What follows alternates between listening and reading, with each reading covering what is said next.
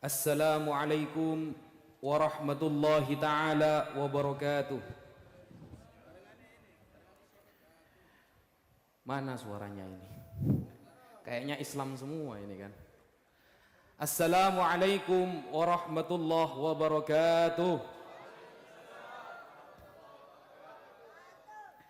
Sekali lagi, Assalamualaikum warahmatullahi wabarakatuh.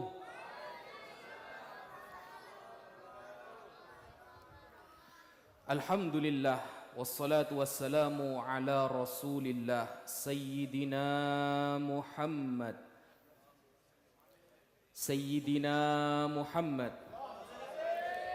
ibni Abdillah wa ala alihi wa sahbihi wa man walah, amma ba'd. Yang Al-Fakir muliakan seluruh habaib, para ulama, para kiai, para asatidah, wa nakhussu bidzikr Al-Habib Mahdi bin Idrus Al-Habashi sahibul bait, dan tak lupa pula kepada seluruh jamaah muslimin yang hadir pada malam hari ini. Insyaallah pertemuan ini dipenuhi dengan rahmat Allah. Pertemuan kali ini akan menjadi tanda nanti di akhirat kita akan bertemu kembali tahta liwa'i Sayyidina Muhammad sallallahu alaihi wasallam. Dan semoga di akhirat kita dijadikan umat yang diridhoi oleh Allah, dipilih sebagai umat yang mendapatkan syafaat dari Rasulullah sallallahu alaihi wasallam. Meneruskan apa yang disampaikan oleh salah seorang ulama yang barusan, bahwa inti dari apa yang beliau sampaikan itu adalah satu. Apa intinya? Percuma kita selalu datang ke maulid tapi pulang gini-gini saja. Percuma kita di mana-mana ngadain maulid tapi pulang nggak ada perkembangan. Percuma kita datang ke tempat yang penuh dengan barokah, dekat dengan ulama, bahkan setelah ini kadang foto-foto bareng ulama, tapi foto hanya menjadi pajangan, gak ada efek sama sekali dengan akhlak kita, gak ngefek sama sekali dengan ibadah kita, gak ngefek sama sekali dengan belajar kita. Apa gunanya pengajian besar-besar, datang jauh-jauh tapi pulang? Pengajian ini tujuannya kita pulang ada barokah, ada perkembangan dalam ibadah kita. Yang kemarin gak pernah baca sholawat, sekarang semakin bertambah sholawatnya. Yang kemarin sama sekali gak pernah belajar fikih, apa itu syarat sah sholat, apa itu batal-batalnya sholat, sama sekali gak tahu. Setelah datang ke pengajian, dekat dengan ulama, foto bareng ulama, akhirnya pulang ada perkembangan, pengen tahu. Di mana-mana kamu adalah umat Rasulullah. Ya, saya umat Rasulullah. Apakah kamu cinta kepada Nabi? Ya, saya cinta kepada Nabi. Siapa saja nama istri Nabi? Gak ada yang hafal. Nah, itu bukan cinta, saudara. Itu carpak namanya, saudara. Tahu carpak mbian ki? Carpak itu congocoh. Apa congocoh bahasa Surabayanya? Bohong. Cinta kepada Nabi, nama anak Nabi aja kita gak tahu. Cinta kepada Nabi, istri Nabi yang hafal cuma Khadijah sama Aisyah. Gak pernah punya penasaran siapa saja keluarga Rasulullah. Gak pernah punya rasa penasaran apa saja yang disukai Rasulullah sallallahu alaihi wasallam. Bukan cinta namanya. Kalau cinta sudah melekat, tai kucing itu rasa coklat, Pak. Biasanya seperti itu. Nah, bagaimana kemudian kita mengatakan umat Nabi? Gak usah lah ngaku-ngaku kita adalah umat yang terbaik. Todus, Pak. Ku lebih impian sedojo adalah umat terbaik. Terbaik nah apa nah? Terbaik apanya kita ini? Kalau sahabat mengatakan kita umat terbaik, pantas. Para kiai, para ulama mengatakan saya adalah khairul ummah fi hadzal zaman, pantas. Kalau kita Kalau kita apa yang mau dikatakan terbaik? Yang ada kita itu malu mengaku umat Nabi Muhammad. Tidak usah ke cucu, umat aja kita kadang malu, Pak. Cucu itu terlalu keren, Pak. Kita ngaku umat Nabi saja malu kadang. Sunnah-sunnahnya gak ada sama sekali. Belajar agama malas, ada majelis jangankan datang, Pak, lewat saja gak pernah. Alasannya apa? Banyak alasannya. Lalu di media sosial atau di warta berita kita mengatakan saya adalah. Jangan, saudara. Nabi itu nabi yang paling keren. Nabi Muhammad itu adalah khairul anbiya. Masa khairul anbiya punya umat syarrul ummah? Kan tidak mungkin. Kalau nabinya kelas VVIP, maka seharusnya umat juga harus kelas VVIP. Kan begitu. Maka Sayyid Muhammad bin Alawi Al-Maliki, ini saya bawa kitab. Kenapa saya bawa kitab? Agar terarah, ngobrolnya terarah. Saya kalau gak ada kitabnya nanti takut termandeman, Pak, gitu. Takut datang soalnya sekarang itu terlalu banyak fitnah, jadi kadang ngomong itu bisa kemana-mana nanti. Makanya saya bawa kitab. Nah, kita akan datang ke sini niatnya bangga kepada Rasulullah, memperingati kelahiran Rasulullah. Betul apa tidak? Bangga enggak kepada Rasulullah? Cinta enggak kepada Rasulullah? Kita datang ke sini menunjukkan cinta enggak kepada Rasulullah? Cinta kan? Kita datang ke sini kan bukan sekedar datang ke acaranya Habib Mahdi kan? Tapi Habib Mahdi mengadakan acara agar kita menunjukkan kita ini umat Rasulullah. Kalau ada panggilan Maulid Nabi ya datang, karena kita umat Rasulullah. Kalau jenengan umatnya Nabi Isa, hari Minggu datangnya pagi-pagi. Kan begitu. Nah, kita umat Rasulullah ada panggilan Maulid ya datang. Kecuali sibuk. Kalau ada kesibukan, nggak apa-apa, udzur syar'i. Nah, di sini beliau menyampaikan, Sayyid Muhammad bin Alawi Al-Maliki, semoga kita dapat barokahnya beliau.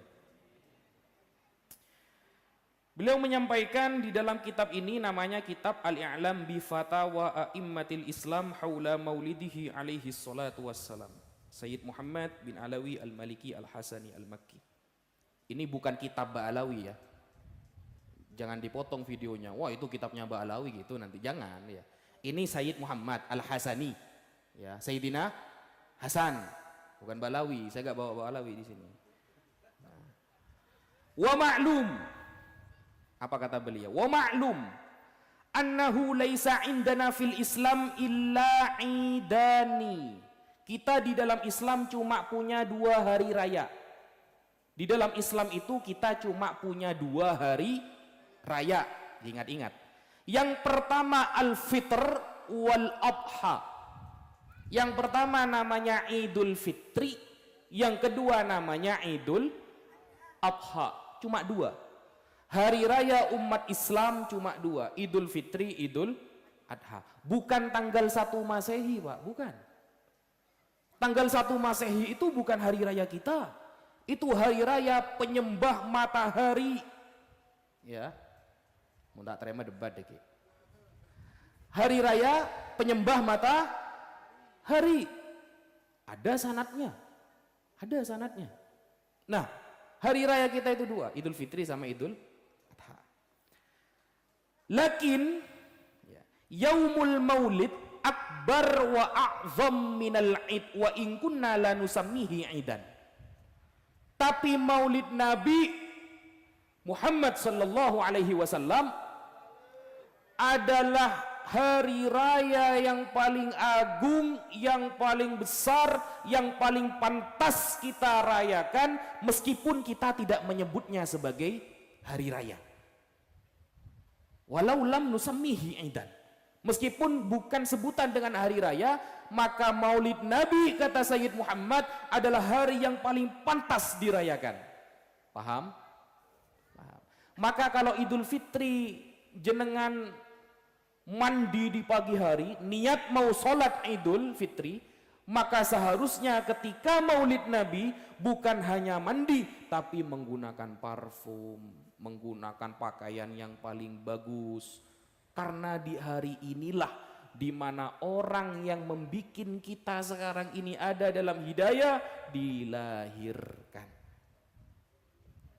Nah, fahuwa alladhi ja'a bil a'yad wal afrah wa min hasanatihi kullal ayyamil azimah fil Islam, maka falaula mauliduhu sallallahu alaihi wasallam maka natil bi'atha. Andaikan tidak ada kelahiran Nabi, tidak ada yang namanya bi'athah, utusan. Wala nuzulul Quran, tidak ada yang namanya nuzulul Quran. Walal Isra wal Mi'raj, andaikan Nabi saat ini tidak dilahirkan, tidak ada yang namanya Isra wal Mi'raj. Walal hijrah, nggak ada istilahnya hijrah. Walan nasr fi Badr, tidak ada yang namanya pertolongan di perang Badar. Walal fathil a'dham, dan tidak ada yang namanya pembebasan kota Mekah dan lain sebagainya, itu enggak ada. Lianna kulla dzalika muta'alliq bihi sallallahu alaihi wasallam wa bi maulidihi alladhi huwa manba'u tilkal khairat al-'azimah. Karena seluruh kejadian-kejadian yang agung di dalam Islam semuanya pasti berkaitan dengan dzatiyah Nabi Muhammad sallallahu alaihi wasallam. Tidak akan ada Idul Fitri kalau gak ada Nabi Muhammad. Gak akan ada Idul Adha. Kita gak akan merayakan Idul Adha sekarang kalau gak ada Rasulullah. Maka kita sebagai umatnya tunjukkan rasa bahagia, rasa taat kita kepada Rasulullah sallallahu alaihi wasallam di bulan Maulid ini, September. Ini kan ya, akhir Agustus sampai akhir September. Minimal tunjukkan. Apakah harus ngadain acara besar? Tidak. Jenengan punya uang 50.000, bersedekah kepada fukara, niat mengikuti Nabi dan memperingati kelahiran Rasulullah, itu bagus daripada tidak sama sekali. Tidak harus kemudian mengadakan acara besar yang habis sampai puluhan juta, enggak. Buat apa acara besar kalau akhirnya kalian tidak mengamalkan isinya? Jadi coba dari sedikit-sedikit dulu. 100.000 sedekah kepada keluarga-keluarga yang enggak mampu. Sepupu misalnya, 2 pupu, paman, bibi. Di bulan-bulan Maulid ini, apalagi ada majelis ilmu, ada majelis Maulid, meskipun hanya 1 dus, meskipun hanya 1 dus air, bismillah, mungkin air ini nggak bisa mengampuni dosa-dosaku yang besar, tapi minimal Allah tahu bahwa saya sekarang sedang gembira dengan kelahiran Nabi saya Muhammad sallallahu alaihi wasallam. Sama seperti alasan semut yang ingin menyelamatkan Nabi Ibrahim. Nabi Ibrahim mengatakan kepada semut, wahai semut, ngapain kamu bawa air? Apa kata semut? Wahai Nabi, saya tahu air yang saya bawa tidak bisa memadamkan apimu, tapi minimal Allah tahu saya ada di barisanmu. Kan seperti itu. Masa kalah sama semut? Datang ke majelis Nabi, ke maulid Nabi, pulang nyari jajannya, gak nyumbang nyari jajan gitu. Kalah sama semut gitu loh. Minimal kan kalau Nabi itu terkenal jud. Apa jud itu? Dermawan. Ada orang kafir ngetes Nabi, bener nggak Nabi ini terkenal dermawan. Akhirnya dia minta kambing ke Nabi, bukan minta apa-apa, minta kambing. Karena minta kambing, Nabi Muhammad ini adalah orang yang nggak cinta dunia. Dikasih kambingnya sama Nabi. Lalu apa kata orang kafir ini? Wallahi inna Muhammadan la yu'ti ata'an ma yakhaful faqra. Demi Allah, kata orang kafir ini, saya kalau ngetes Muhammad seperti orang yang gak pernah takut fakir dia itu. Kalau ada majelis maulid, hati itu seharusnya gak usah diajari. Ya Allah, saya punya 20.000, hanya bisa beli air santri. Semoga ini yang menyebabkan saya nanti kumpul dengan Rasulullah. Gitu kan kalau Umat itu khairul ummah namanya. Kalau Bani Israel, mohon maaf Pak, kalau Bani Israel itu Nabi Musa punya daging 1 kilo, Nabi Musanya gak dikasih dagingnya, yang ada kena adabnya Pak. Nabi Musa itu disusahin terus sama Bani Israel. Ini perbedaan ya antara Bani Israel dengan umat Islam. Nabi Musa selama hidup, Nabi Musa yang selalu berkorban. Bani Israel itu nyusahin Nabi Musa. Tapi Nabi Muhammad Pak, selama hidup tercatat di seluruh kitab-kitab sirah, jangankan Nabi butuh apapun Pak. Semua sahabat itu jangan dikira sahabat gak ada yang kaya raya. Abdurrahman bin Auf, Uthman bin Affan. Andaikan Nabi bilang 1 kali saja semuanya berebut ingin ngasih Nabi. Itu bedanya umat Nabi Muhammad dengan Bani Israel. Jadi kita ini sebenarnya umat Islam cap Bani Israel atau umat Islam cap Nabi Muhammad, begitu. Kalau ada orang yang berjuang misalnya ya, Palestina, Gaza, gak usah disuruh. Kita tidak punya harta, sampaikan tentang Palestina dimanapun semampu kalian, karena kata Rasulullah, jahidul musyrikin bi amwalikum wa anfusikum wa al sinatikum, walaupun hanya dengan lisan. Itu orang Islam.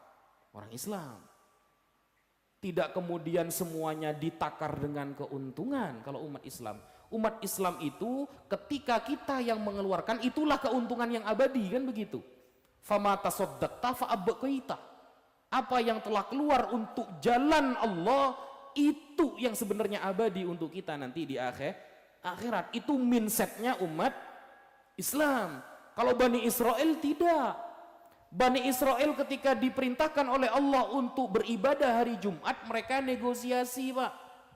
Wahai Nabi Musa, hari Jumat itu ikan banyak di laut, ikan di sungai banyak. Gimana kalau sampean negosiasi ke Allah? Naber ke Allah, kata orang Madura. Allah etaber gulakku bi Bani Israel. Kalau abote gulakku malaikat bi Bani Israel Pak. Disuruh ibadah hari Jumat, nawar dipindah hari Sabtu, itu Bani Israel. Setelah dipindah hari Sabtu, ternyata tetap gak ibadah di hari Sabtu, itu Bani Israel. Banyak nawar tapi gak ngelakonin sekali. Tak ngelakonin sekali aja. Nabur toh, tak lemel. Nabur sampai separuh, kita tak beli. Nekah ciri-ciri Bani. Lah umat Islam tak ada. Umat Islam jangan sampai sama dengan Bani Israel, gitu loh. Jangan sampai ada yang seperti itu. Misal ada seorang ulama, ayo kita berbondong-bondong bela Palestina seikhlasnya. Naber gitu. Dia saudara saya. Palestina saudara saya. Maka sudah menjadi kewajiban kata Rasulullah, man lam yahtam bi amril muslimin falaisa minhum. Kalau tidak perhatian ke urusan umat Islam, ya bukan termasuk orang Islam. Bukan bagian dari golongan umat Islam. Lah mindset kita seperti itu. Bukan kita dikasih jalan untuk jihad, nawar, akhirnya gak ikut sama sekali, kan begitu. Doa, iya siap, paling ada. Siap, biasanya kalau Habib Rizik itu ya, kalau ceramah itu, siap bela Islam, siap. Kalau ada kejadian beneran, saya mau siap elang biasanya. Derjelengguran ki. Allahu Akbar, rame. Ketika ada beneran musuhnya, elang kebi Pak. Itu namanya Bani Israel. Ingat ketika Nabi Musa diperintahkan oleh Allah untuk memasuki tanah Syam, untuk membebaskan tanah Syam dari zalimnya kaum Amalikoh bin Ad. Dulu Syam itu dikuasai oleh kaumnya mana? Kaum Amalikoh, keturunannya kaum Ad. Nabi Musa diperintahkan oleh Allah untuk berjihad. Musa jihad, masuk Palestina, masuk Syam, kalahkan Amalikoh karena mereka zalim di sana. Apa kata Bani Israel? Apakah kemudian Bani Israel berani? Tak bengal Bani Israel Pak. Di dalam surah Al-Maidah ayat ke-21, ya qaumi dakhulul ardal muqaddasata allati kataballahu lakum wa la tartaddu ala adbarikum fatanqalibu khasirin. Kata Nabi Musa, ayo masuk ke tanah ini yang telah Allah sucikan buat kalian, jangan mundur, jangan takut, maka kalian akan rugi.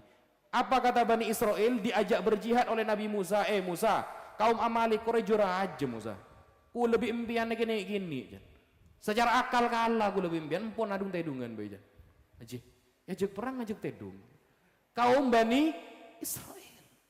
Padahal kata Nabi Musa, wal falatar taddu ala adbarikum fatangqalibu khasirin. Bean mun sampai mundur celaka bener. Maka apa yang Allah berikan kepada Bani Israel gara-gara tidak mau berjihad? Qala fa innaha muharramatun alaihim arba'ina sana yatihuna fil ardi. Maka tanah Syam yang sekarang lagi jihad itu diharamkan dimasuki Bani Israel sampai 40 tahun. Sampai 40 tahun Bani Israel tidak boleh menyentuh tanah itu. Padahal Islam itu jihad menang dapat ghanimah, kalah dapat surga. Kalau menang kita dapat ghanimah, kalau kalah kita dapat surga. Gitu. Nah, kemudian di dalam kitab ini dijelaskan begini gua, Pak. Ini Maulid Nabi nih, Pak ya. Maulid Nabi. Sekarang saya bertanya, sebelum saya baca ibarat ini saya bertanya, jenengan yakin gak kalau Rasulullah hadir? Mau tak yakin kalau pelai mana Pak? Berarti Wahabi kan tuh nih kan? Yakin gak kalau Rasulullah setiap Maulid itu hadir? Yakin? Tak kok berzano, sering tak kata elak Gus, tak pati yakin gue, tak kok dia gitu. Yakin ya? Ini saya baca ibaratnya ya. Jadi Rasulullah itu satu-satunya manusia ya, yang memang Allah ciptakan itu secara VVIP, secara spek tinggi. Rasulullah itu yatakhallaqu bi takhalluqi rabbih. Kalau Allah itu Al-Ahad, Esa, maka yang Al-Itsnain itu adalah Rasulullah sallallahu alaihi wasallam. Makanya Rasulullah lahirnya Lailatul Itsnain. Kalau Allah Al-Ahad, maka Rasulullah adalah Al-Itsnain. Tidak ada pembatas di antara keduanya. Rasulullah adalah satu-satunya manusia yang berani mengatakan ana awalul muslimin. Coba jenengan buka di dalam Al-Quran dari surah Al-Fatihah sampai surah An-Nas. Tidak ada kata-kata seberani Rasulullah mengatakan ana awalul muslimin. Aku orang pertama kali yang beriman kepada Allah. Aku orang pertama kali yang Islam, berserah diri kepada Allah. Makanya Rasulullah secara tegas dalam hadis mengatakan, sebagaimana maulid Nabi yang kita baca tadi, bahwa awwalu ma khalaqallah nuru nabiyhi Muhammad. Yang pertama kali diciptakan oleh Allah adalah nur Nabi Muhammad. Nabi Muhammad dalam hadis sahih mengatakan, kuntu nabiyan wa Adam lamun jadilun fitinihi. Aku sudah jadi nabi saat Nabi Adam masih diproses penciptaannya. Jadi saya telah menjadi nabi, kata Rasulullah, saat Nabi Adam belum selesai diciptakan. Gak ada nabi seperti itu. Makanya jangan pernah berpikir kalau sekarang maulid di Surabaya, lalu di Pekalongan ada maulid, Nabi kira-kira hadir yang mana ya? Bisa nggak jadi dua Nabi? Kan jangan seperti itu. Bukan tingkatannya kita berpikir seperti itu. Kita dari sini Pak, jalan ke Bromo, sama-sama manusia, sama-sama punya kaki dua. Belum tentu saya dulu yang nyampe, belum tentu jenengan dulu yang nyampe. Padahal sama-sama manusia. Padahal sama-sama punya dua kaki. Sama-sama makan nasi. Tapi kita jalan setat dari sini sampai ke Gunung Bromo, belum tentu jenengan dulu yang nyampe, belum tentu saya dulu yang nyampe. Sama. Nabi Muhammad basyarun lakal basyar, bal huwa kal yakuti bainal hajar, seperti permata di atas para batu. Lah, Nabi Muhammad setiap ada orang yang menyebut nama beliau, roh beliau didatangkan oleh Allah. Bukan kata saya, kata Sayyid Muhammad bin Alwi Al-Maliki Al-Hasani Al-Makki, seorang ulama hadis. Dan beliau mengutip pendapat para ulama. Makanya saya bawa kitab Sayyid Muhammad. Kenapa kok saya tidak bawa kitab Manhajus Sawi gitu? Disangka hurufat nanti begitu. Makanya langsung saya Sayyid Muhammad ini.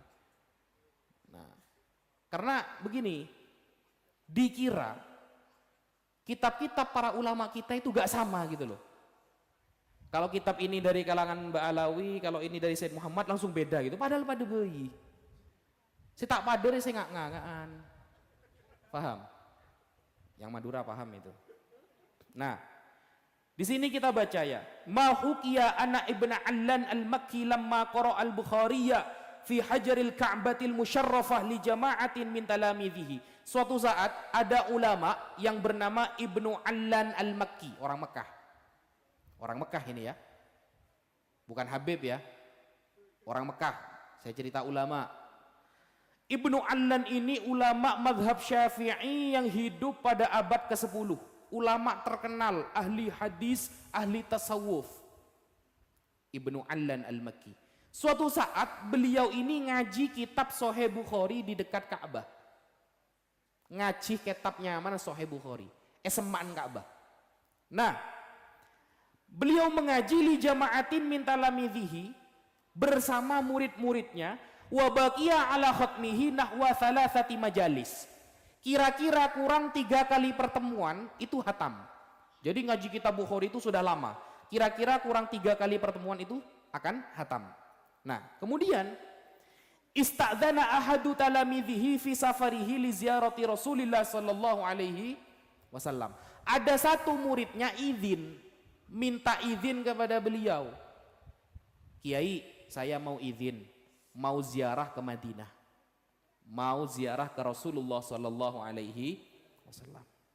Nah, maka fatalaba ta'akhurahu ila ayyatimma sima'ahu khatmal Bukhari fa'aba ila ayyusafira ghadan. Akhirnya Imam Ibnu Allan itu tidak mengizinkan. Kalau kamu mau ziarah ke Nabi, karena hataman kitab Bukhari ini sudah tinggal 3 kali pertemuan, coba kamu akhirkan saja. Nanti setelah hatam baru kamu ziarah kepada kuburan Rasulullah. Ternyata muridnya retambeng, mangkalang Pak kalau kata orang Madura. Gak mau, dia langsung pengen besok berangkat ziarah kepada Rasulullah. Ditinggal majelisnya yang di sini, gak mau ikut majelis, gak mau ikut ngaji baca kitab, gak mau ikut maulid Nabi, pengennya langsung ziarah ke Nabi. Nah, falamma nama lailatal yaum alladhi azama ala safari fihi ra'an nabiyya sallallahu alaihi wasallam qadiman minal Madinah ala naqatin lahu. Malam-malam dia mau berangkat, ketika beliau tidur hendak mau berangkat ke Madinah, ternyata pada malam hari itu murid Imam Ibnu Allan ini bermimpi ketemu Rasulullah sallallahu alaihi wasallam. Bermimpi Rasulullah naik onta. Ketika naik onta, wa afadahu lamma sa'alahu anna kudumahu sallallahu alaihi wasallam liyahdur darsa syaikhihi Ibn Allan li khatmi sahihil Bukhari. Ternyata ketika dia mimpi bertemu Nabi yang sedang naik onta, dia bertanya, mau kemana Nabi? Ternyata Nabi dalam mimpinya naik onta dari Madinah ke Mekah, ingin menghadiri majelis gurunya hataman Sahih Bukhari. Rasulullah sallallahu alaihi wasallam. Jadi Nabi ya juga datang kepada orang yang ngaji kitab Sahih Bukhari. Kenapa? Karena ada hadis qudsi mengatakan ana jalisu man dzakaroni, kata Rasulullah. Ana jalisu man dzakaroni. Allah itu akan hadir kalau kita meminta kepada Allah, zikir kepada Allah. Begitupun Rasulullah.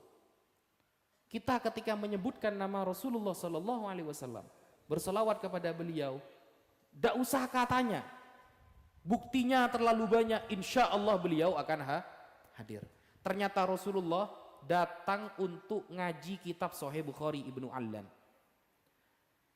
Faqama minan naum aziman ala ta'akhurihi an safarihi ilal Madinah liyahdhur ma'a Rasulillah sallallahu alaihi wasallam khatmal Bukhari wa akhbara syaikhahu bimanamih. Kemudian akhirnya orang yang ini, murid ini yang mau datang ke Madinah, mau ziarah kepada Rasulullah gak jadi. Akhirnya karena bermimpi bertemu Rasulullah mau datang ke majelis Sahih Bukhari, beliau juga akhirnya menunggu hatam Sahih Bukhari. Nah, itu keistimewaan yang dimiliki Rasulullah sallallahu alaihi wasallam. Bal ahya inda rabbihim. Rasulullah itu kalau umatnya saja seperti Sayyidina Umar, bagaimana nabinya? Kan seperti itu. Kalau umatnya saja seperti Sayyidina Abu Bakar, bagaimana nabinya? Kalau umatnya seperti Habib Abdullah bin Alwi Al-Haddad, bagaimana nabinya? Makanya jangan heran kalau Nabi Musa iri kepada umat Rasulullah, karena derajat umat Rasulullah dari kalangan para ulama ka'ambiyai Bani Israel. Derajat ulama setara dengan nabi-nabi Bani Israel, bedanya mereka nggak dapat wahyu seperti itu. Derajatnya sama. Lah bagaimana kita yang mendengarkan cerita kehebatan para ulama, kehebatan para sahabat, kehebatan Rasulullah, lalu kita nggak kerentek hati, nggak tergoyang hati ingin melakukan kesunahan Rasulullah, berarti hati kita sudah keras itu. Mun beda orang misalnya ngedingaki cerita Nabi keng pleman pakun sengka ibadah berarti aten pun nggak betul nih berarti. Gitu. Setiap hari diceritakan Nabi gak ada perubahan sama sekali, teka sukuni, berarti hati-hati. Kalau kata Imam Hasan Al-Basri, ya, Imam Al-Hasan Al-Basri itu punya 3 resep. Ciri-ciri orang yang sudah akan jauh dari hidayah, dan ciri-ciri orang yang sudah dipersiapkan tempatnya di neraka ada 3. 1, baca Quran tidak nikmat. Kalau sudah baca Quran tidak nikmat, itu ciri-ciri. Falyatabawa maq'adahu minan nar. Maca Quran sengkah. Setahun tak toman hatam sekali. Sampai lebih sering ya, kalau kata Habib tadi itu, lebih sering lihat handphonenya seperti itu. Maca Quran dek sekali. Marai tanyakin bikulah, saya rasa sebulan sekalian hatam atau paling sombong.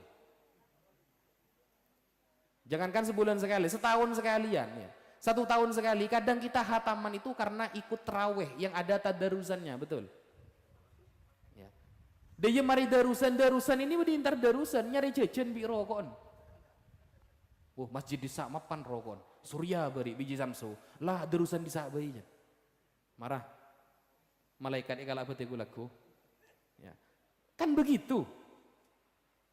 Itu pun darusan, tadarus, itu kadang kita itu bukan baca Quran. Cuma karena ingin seperti orang yang ngabsen di kerja langsung boleh dia loh. Sementing mecah ya, sementing lihat darusan. Sepenting darusan. Benih darusan ro penting, tapi sepenting darusan. Kan gitu. Kalau dulu Wali Songo berhasil menjadikan wayang menjadi alat dakwah. Mun setia umat tengah wayang ngapi. Tebeli gua. Bengen gitu. Bengen. Bedanya itu sekarang sama dulu. Kalau dulu Wali Songo ya, wayang pun jadi jalan dakwah itu, jadi wasilah dakwah. Kalau sekarang umatnya kayak wayang-wayang semua gitu.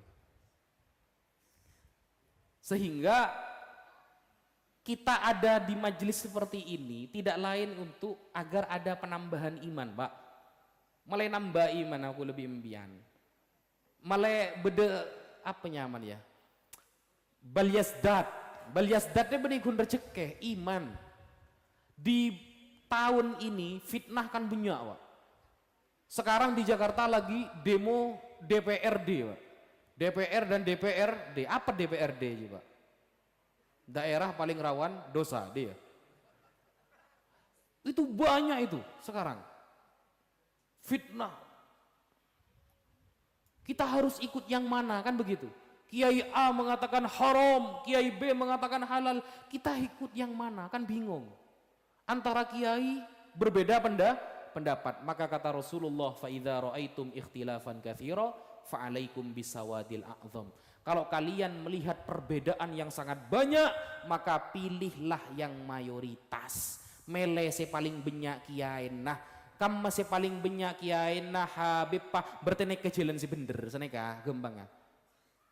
Itu bukan kata saya, tapi kata Rasulullah Rasulullah. Kata Rasulullah, kalau kamu bingung nyari yang mana yang benar, maka carilah yang mayoritas ulamanya di sana. Kita tidak usah berpikir, jangan menafsirkan sendiri. Semakin osom orang maca Quran mereka nganggui terjemahan, Pak. Padahal para ulama itu sepakat para ulama itu sering-sering mempelajari Quran dengan terjemahan tanpa guru, itu hukumnya haram. Maca terjemahan Quran mun sobung guru naneka haram. Makanya di Al-Quran ada tulisan apa? La yamassuhu illal mutahharun. Gak boleh nyentuh Al-Quran kecuali orang yang suci. Dan itu kulitnya ya. Kalau isinya la yafhamuhu illal mutahharun, tak kira paham Al-Quran keng membeni orang sesoce pikirna, keng beni orang sesoce atena tak kira paham Al-Quran. Tak mungkin paham Al-Quran kalau hati dan pikirannya gak suci. Tak mungkin. Tidak mungkin paham Al-Quran kalau hati dan pikirannya tidak suci. Maka syarat orang itu paham Al-Quran, hatinya harus suci, pikirannya harus suci. Tidak terpapar dengan politik, tidak terpapar dengan aliran sesat, tidak terpapar dengan syubhat-syubhat, tidak terpapar dengan hedon orang-orang kafir. Hatinya dan pikirannya harus benar-benar bersih, murni karena Allah. Karena orang berpendapat sekarang itu berbeda-beda. Kadang pagi ngocak haram, malam ngocak halal, Pak. Keneng PC M sing ngocak halam re bek melarat biasa.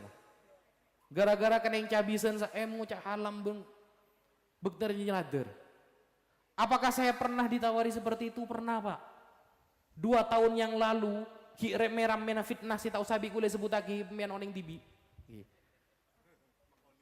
Nah, wa maqali inna rahmatan gini. Nah, apa saya tidak pernah ditawari? Pernah. Bahkan bukti transferannya saya tahu. Apakah tidak pernah? Mun semakin mun tawar kuat iman rapa, Pak. Saya pernah mengkritik salah satu ustadz, ya, ustadz aliran sesat. Itu ada sekitar 4 orang langsung WA saya menawarkan uang itu 20 juta per bulan pokok kulen neng. Sepenting empian neng kamu diem 20 juta per bulan. Tidak usah komen. Ada yang seperti itu. Saya screenshot, saya kasih orang-orang yang khusus, yang kira-kira tidak akan bocor. Saya screenshot itu, tawaran itu, 20 juta per bulan yang penting kamu diam, tidak usah ikut-ikut. Ada, Pak. Bayangkan 20 juta. Pikir bigul pun, Innova ribuan ben bulan 9 juta. Bungkoh mon tipe 66 tak sampai 5 juta. Cukup, Pak, mungkin nyari soki semakin, Pak. Yang penting tak norok Rasulullah. Kalau gak ikut Rasulullah, gak ikut sahabat, mau jadi orang kaya gampang sekarang, Pak. Sampai tinggal ngaku Nabi nomor 26,5 mare. Viral mbian. Coba mbian ke video. Saya alhamdulillah wa maqali inna rahmatan misalnya ya.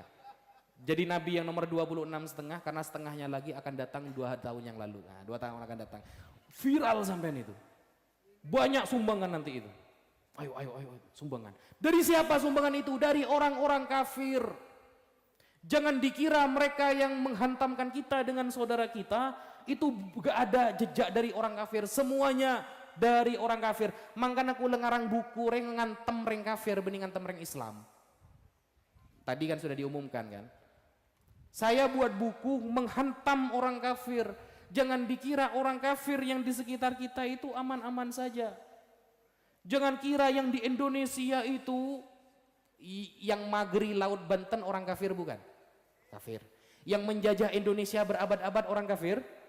Kafir.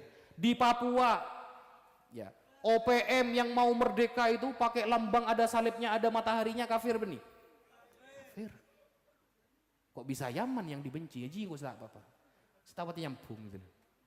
Padahal semuanya orang kafir itu. Sejarah Indonesia dari yang menjajah, ya, dari yang menjajah, magritase, koruptor, bilenah bedewakil bupati, Pak, mau ngadakan seminar anti korupsi. Namanya itu Kristian siapa deh? Bedereng Islam nyaman Kristian. Kristian Immanuelnya mana? Ya. Badering medurnya man Kristian Immanuel kan sombong kok. Mau ngadakan seminar anti korupsi. Dianya masuk penjara kena korupsi, jadi seminar burung dia. Derem rejan kok. Dia dengan hebatnya mengadakan seminar anti korupsi. Bagaimana kita tidak bisa korupsi di jabatan-jabatan pemerintah. Dianya kapan hari kena? Jadi seminar burung dia. Bayangkan, yang koruptor rata-rata dari orang-orang kafir. Kok kita bisa tengkar sesama saudara Islam itu loh? Sekarang itu kita hidup di mana orang yang mengaku NU dan Muhammadiyah seolah-olah musuhan antara A dengan B. Betul apa tidak, Pak? Kita kalau ketemu saudara kita Muslim yang Muhammadiyah seolah-olah dia itu lawan sekarang. Padahal dia adalah saudara kita. Kiblatnya sama, Qur'annya sama, nabinya sama. Tapi seolah-olah kamu NU, iya, saya Muhammadiyah. Seolah-olah hati kita langsung tek, tang mosor ya, marah.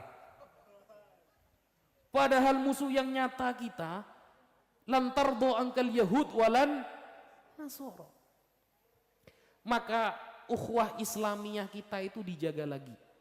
Ukhuwah Islamiyah mencintai selama nabinya sama, mengguntak pada organisasi dia sama, kiblatnya Nabi sama, Tuhan sama, Quran sama, kitabnya sama, selesai, tak usah bahas.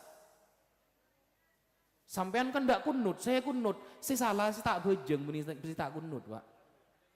Sampean mau kunut, tidak kunut, terserah. Sampean terawih 20 rakaat bagus, saya 20 rakaat. Mau terawih 8 rakaat, terserah. Tapi jangan gara-gara tarawih kita mengadakan dosa baru yang namanya adawah bainal muslimin. Gara-gara beda jumlah tarawih kita musuhan sesama umat Rasulullah. Musuhan tu seraja, terabih hukumnya sun. Mbak ndak terabih tak apa aja gitu. Jangan gara-gara terabih empian amusuhan di umat Rasul. Itu sekarang mindset kita dibawa ke sana. Mindset cara berpikir kita sekarang dibawa ke barat-baratan, padahal satu-satunya orang yang dakwahnya hanya 23 tahun sukses di tempatnya mengislamkan semua orang hanya Nabi Muhammad. Nabi Muhammad diutus oleh Allah ke Arab, secepat kilat Allah ganti Arab menjadi bangsa yang ilmiah. Semuanya sampai detik ini mayoritas umat Islam. Tapi kemudian selain Nabi Muhammad datang ke barat, secepat kilat barat sekarang kita saksikan banyak yang menjadi ateis. Kira-kira barat itu agamanya apa mayoritas sekarang? Ateis, tadi agama. Gak punya agama.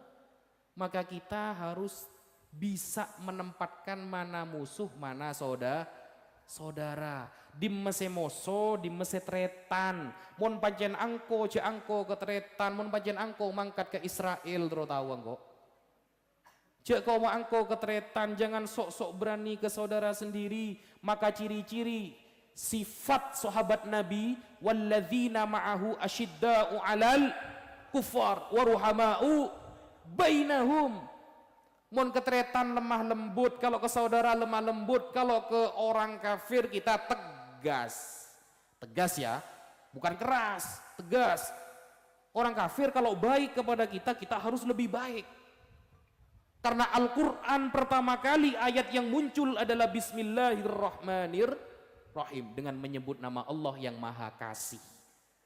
Jadi Allah memperkenalkan pertama kali dirinya di dalam Al-Quran itu dengan sebutan kasih. Maka seharusnya kita sesama manusia saling mengasihi. Siapapun dia, apapun agamanya, kalau baik kepada kita, maka kita harus lebih baik. Tapi siapapun dia, kalau jahat kepada saudara kita, menghantam saudara kita, maka kita harus tegas. Mun pancen angko dateng ke Israel, cek kau angko bi tretan di gak ada gunanya, Pak. Sampai angkuh kepada sesama umat Islam yang dapat dosa. Niat saja mencelakai umat Islam sampai dapat dosa. Tapi niat saja sampai mau jihad ke Palestina sampai tidak punya biaya, dengan niat itu sampai sudah dapat pahala. Itu bedanya antara umat Islam dengan Bani Israel. Nah, ibarat yang akan saya baca mungkin ini yang terakhir karena kata panitia jangan lama-lama. Ya. Ada sebuah cerita begini. Ini cerita nyata, Pak. Kakek beliau yang cerita. Sayyid Muhammad ini punya ayah namanya Sayyid Alawi. Sayyid Alawi punya ayah namanya Sayyid Abbas. Ini ya. Hakas Sayyidu Alawi Al-Maliki anna walidahu almarhum As-Sayyid Abbas Al-Maliki rahimahullah akhbarahu annahu hadara fi Baitil Maqdis ihtifalan nabawiyan lailata Idil Milad An-Nabawi tuliya fihi Maulid Al-Barzanji. Suatu saat kakek beliau Sayyid Abbas mendatangi acara Maulid Nabi di daerah Baitul Maqdis. Sayyid Abbas datang ke acara Maulid di Baitul Maqdis di Palestina, Pak. Nah, ketika itu tuliya fihi Maulid Barzanji, yang dibaca saat itu adalah Maulid Barzanji yang dibaca waktu itu. Fa idzan rajulun asyabu qama bi ghayatil adab min awwalil maulid ila nihayati. Suatu saat ya, di acara itu ada seorang laki-laki dari awal maulid sampai akhir itu mancung berdiri. Bigoyatil adab, dengan adab yang sangat bagus, berdiri. Jadi pertama datang maulid itu berdiri sampai orang-orang pulang itu berdiri terus. Nah. Kemudian wa afadahu lamma sa'alahu an sababi wuqufihi ma'a kibari sinnihi bi annahu kana la yaqumu 'inda dzikril milad an-nabawi wa ya'taqidu annahu bid'atun sayyi'atun. Dulu dia itu berpendapat berdiri ketika mahalul qiyam itu adalah bid'ah dolalah. Dulu awalnya dia itu punya pemahaman bahwa mancing ketika mahalul qiyam itu adalah bid'ah dolalah. Nah, padahal orangnya sudah tua, sudah beruban.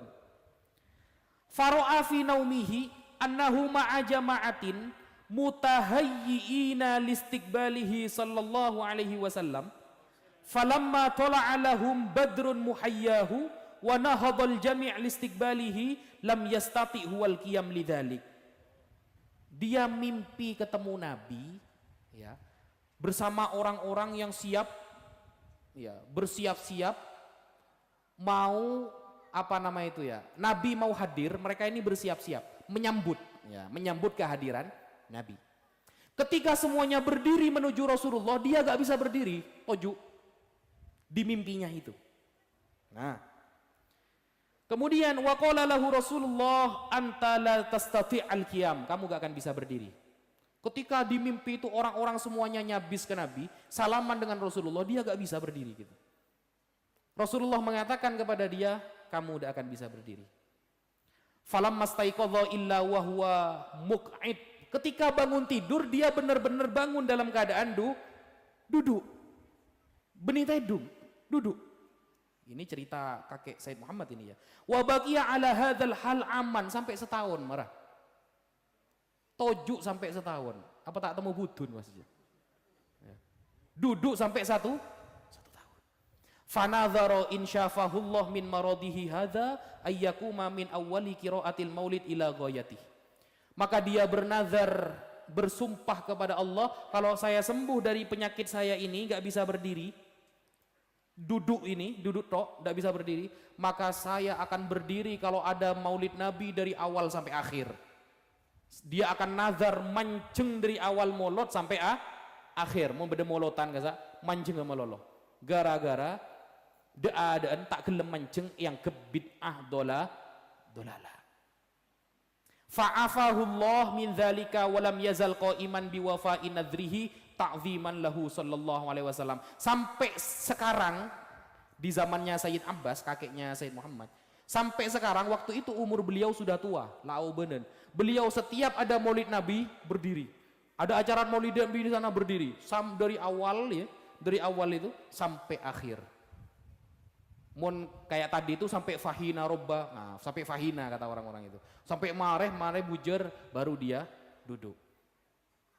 Berarti Rasulullah hadir.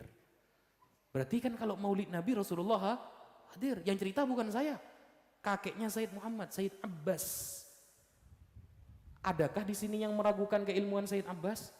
Sayyid Abbas saya ratono ulama. Di daerah beliau itu gak ada yang berani sama beliau. Putranya ratunya ulama juga di daerah sana, Sayyid Alawi. Wahabi takut ke beliau. Wahabi takut ke beliau. Nah, berarti kan setiap maulid Nabi, kita membaca Mahallul Qiyam itu berarti Rasulullah tahu. Berarti Rasulullah hadir. Maka ketika maulid mulai detik ini sampai selanjutnya ketika Mahallul Qiyam, kita fokus pikiran itu ke Nabi. Jangan sampai pikiran itu ternyelader, sandal tako elang apa. Sandal terenggundu polo ibu, Pak. Elang tak apa-apa mele-pole. Ya.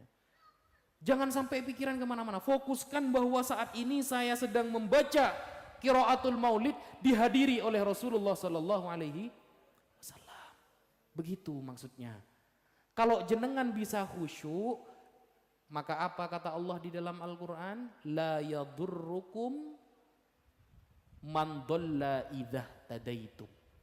Tidak akan berbahaya orang yang sesat, sesesat-sesatnya orang tidak akan membahayakan kepada kalian kalau kalian mendapatkan hidayah. Kalau kita sudah dapat hidayah, dapat barokahnya maulid, Allah sentuh hati kita, akhirnya kita dapat hidayah, maka pendapat yang sesat bagaimanapun kita apapun loros. Seperti apapun fitnah di akhir zaman, maka hati kita tetap istiqomah. Seperti apapun orang mengatakan begini, begitu. Di zaman fitnah sekarang banyak perbedaan pendapat, tapi ketika hati kita sudah dapat nur dari Nabi Muhammad, ketika kita maulid sudah dapat hidayah sedikit saja dari barokahnya maulid, maka tidak akan bisa berpengaruh kepada kita. La yadurrukum man dhalla idza tadaitum. Sesesat apapun mereka, tapi kamu dapat hidayah, maka mereka tidak akan membahayakan bagi kalian. Mungkin itu yang bisa Al-Fakir sampaikan. Jika ada kebenaran datang dari Allah, jika ada kesalahan dari saya pribadi, walafu minkum law sami'tum min kalami al-khata' wan nisyan aqulu lakum afwan katsira hakadha.